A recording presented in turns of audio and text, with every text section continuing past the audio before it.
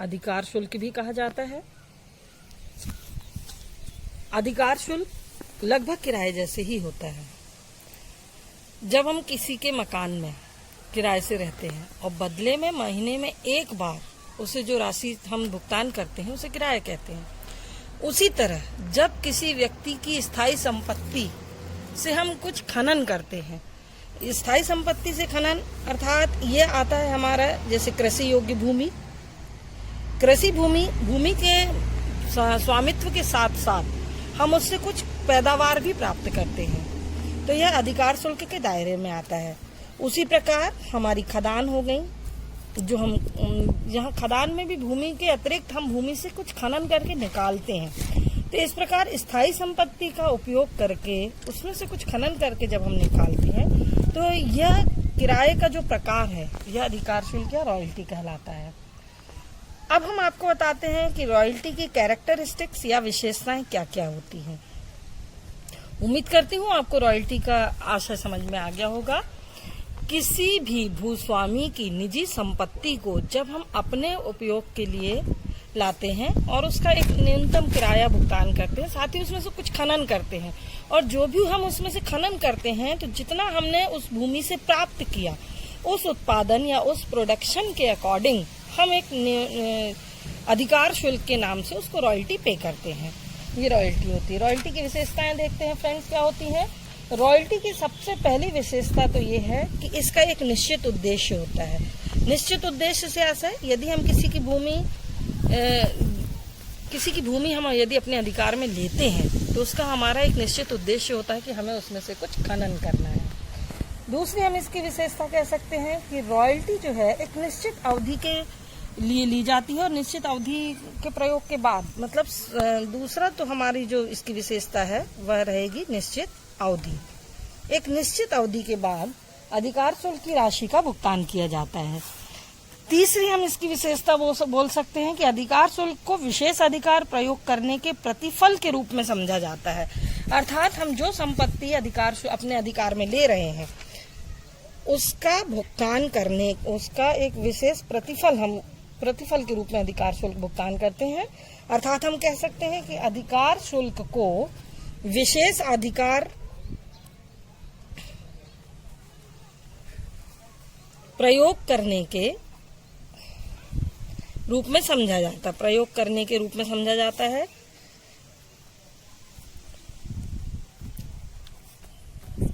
अर्थात हम उस चौथी विशेषता दोस्तों हम इसकी कह सकते हैं कि अधिकार शुल्क जो होता है, अधिकार शुल्क पाने वाले तथा देने वाले के मध्य एक समझौता होता है।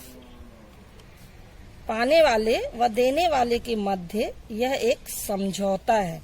अर्थात अधिकार शुल्क के पहले एक निश्चित समझौता तय कर लिया जाता है जिसके आधार पर अधिकार शुल्क की राशि तय की जाती है। पांचवी विशेषता यदि हम इसकी बोलना चाहें तो हम कह सकते हैं कि प्रायः विशेष अधिकार का प्रयोग उत्पाद प्रयोग या बिक्री के लिए किया जाता है। अर्थात हम अधिकार शुल्क का भुगतान करते हैं और भूस्वामी से उसकी भूमि लेते हैं तो उसका हमारा मुख्य उद्देश्य होता है उत्पाद प्रयोग करना या उसकी बिक्री करना। मतलब दोस्तों ये याद रखिएगा कि इसमें उत्पादन को विशेष महत्व दिया जाता है। ये तो हुई अधिकार शुल्क की विशेषताएं। ये एक बहुत ही इम्पोर्टेंट चैप्टर है एग्जाम की दृष्टि से, इसीलिए इस पर आप पूरा फोकस कीजिए और मैं कोशिश करूंगी कि आज के अपने इस वीडियो में आपको बहुत ही अच्छे तरीके से अधिकार शुल्क समझा सकूं। दूसरा पॉइंट हम देखते हैं अधिकार शुल्क के प्रकार। अधिकार शुल्क के प्रकार मतलब जैसा कि मैंने आपको पहले बताया कि अधिकार शुल्क किराए के समान होता है। किसी व्यक्ति की स्थायी संपत्ति का जब हम उपयोग करते हैं उस उपयोग के बदले एक निश्चित राशि उसे देते हैं जिसे न्यूनतम किराया कहा जाता है। और खनन संबंधी यानी उस निजी संपत्ति से हम कुछ उत्पादन भी करते हैं तो उत्पादन के प्रयोग के बदले हम जो देते हैं वो अधिकार शुल्क होता है। तो ये उत्पादन कितने प्रकार का होता है, अधिकार शुल्क कितने प्रकार का होता है, आज हम उस पर विचार करते हैं। तो सबसे पहला हमारा जो अधिकार शुल्क का प्रकार है वो होता है खदान संबंधी अधिकार शुल्क। जैसा कि आप सभी जानते हैं, खदान कई प्रकार की होती है। पन्ना में हीरे की खदानें हैं, लोहा, तांबा, जस्ता, शीशा, जितने भी मेटल्स हैं वो अधिकतर खदानों से निकाले जाते हैं। साथ ही केरोसिन, पेट्रोलियम की भी खदानें होती हैं। यहाँ तक कि छुई, चूना और पत्थर की भी खदानें होती हैं। तो अधिकार शुल्क जो लागू होता है वो खदानों में लागू होता है, जहाँ से हम खनन करके नीचे से, पृथ्वी के नीचे से कुछ खोद कर निकालते हैं। दूसरा अधिकार शुल्क का प्रकार हमारा होता है एकस्व संबंधी। एकस्व संबंधी अधिकार शुल्क, जैसा कि अभी आप जानते हैं कोरोना वायरस बहुत तेजी से फैला हुआ है, इसकी वैक्सीन की खोज चल रही है। जो देश इसकी वैक्सीन की खोज कर लेता है तो उसके पास उस वैक्सीन का फार्मूला हो जाता है। अब जैसा कि आप जानते हैं संसार के सभी देशों को उस वैक्सीन की जरूरत है। अगर अपना फार्मूला हम किसी को उपयोग करने के लिए देते हैं और कोई अन्य देश उस वैक्सीन का निर्माण करता है हमारे फार्मूले से, तो हमारा फार्मूला उपयोग करने के बदले उसे जो राशि देनी पड़ेगी वो अधिकार शुल्क होगी।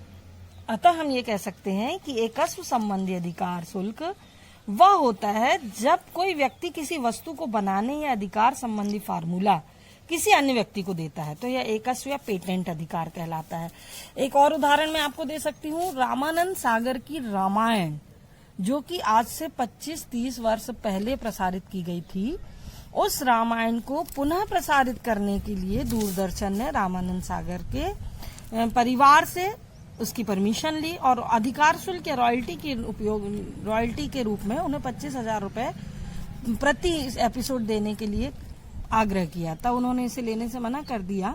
यह उनकी अच्छाई है, परंतु हम इसको अधिकार शुल्क से जोड़ सकते हैं कि उनकी बनाई हुई चीज का जब कोई दोबारा उपयोग करना चाहता है या उपयोग में लाना चाहता है तो वह एकस्व संबंधी अधिकार शुल्क कहलाता है, जिसे हम पेटेंट भी कहते हैं। रॉयल्टी का थर्ड टाइप दोस्तों हम देख सकते हैं प्रकाशन संबंधी अधिकार शुल्क।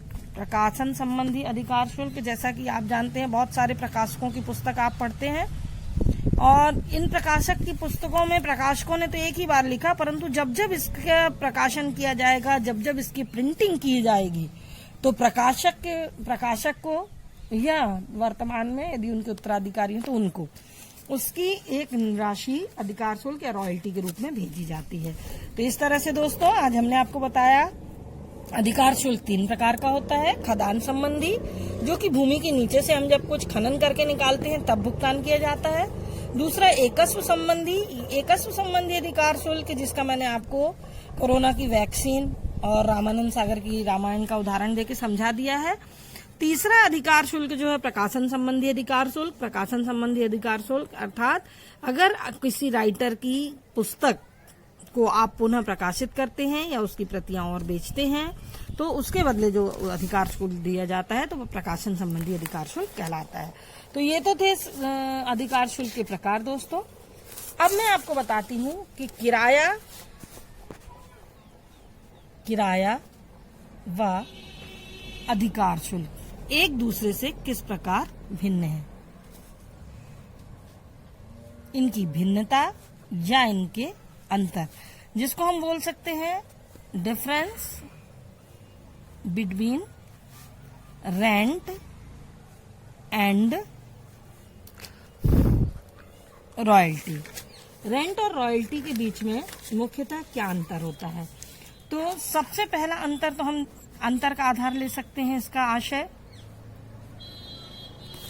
आशय में हम कह सकते हैं कि जो किराया होता है वह निजी संपत्ति का, जब हम किसी की निजी संपत्ति का प्रयोग करें तो प्रयोग के बदले दिया जाता है, प्रयोग के बदले दी जाने वाली राशि। जहां हम अधिकार शुल्क की बात करते हैं दोस्तों,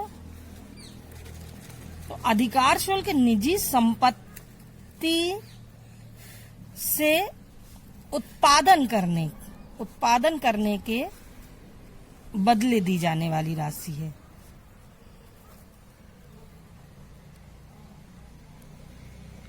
अर्थात दोस्तों किराया में हम सिर्फ निजी संपत्ति का प्रयोग कर रहे हैं और रॉयल्टी में निजी संपत्ति से उत्पादन कर रहे हैं। ये एक मुख्य अंतर है। दूसरा हमारा अंतर का आधार हम उसको बोल सकते हैं भुगतान का अधिकार।